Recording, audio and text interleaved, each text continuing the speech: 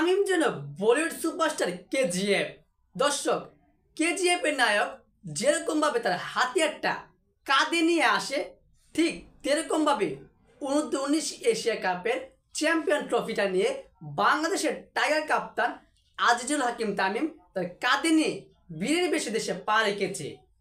টানা দ্বিতীয়বারের মতো U19 এশিয়া কাপের চ্যাম্পিয়নের ট্রফি নিয়ে মধ্যরাতে দেশে ফিরেছে বাংলাদেশের যুবরা।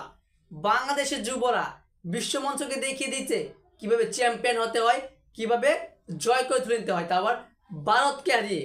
যে ভারত এই পর্যন্ত তারা যতবার U19 এশিয়া কাপের ফাইনাল উঠেছে, ইন্ডিয়া টোটাল তারা 7 বার চ্যাম্পিয়ন হয়েছে ফাইনালে উঠে, এবং একবার আর যৌথভাবে পাকিস্তানের সাথে চ্যাম্পিয়ন হয়েছে।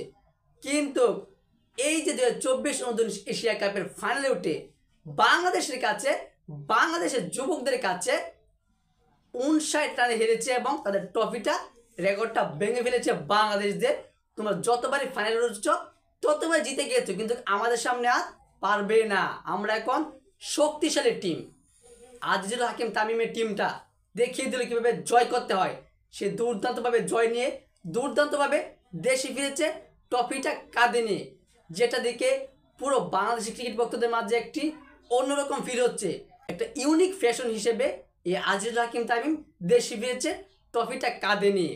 সো দর্শক, এ বিষয়ে আপনার গুরুত্বপূর্ণ মতামতটি জানিয়ে দেবেন কমেন্ট বক্সে। ধন্যবাদ।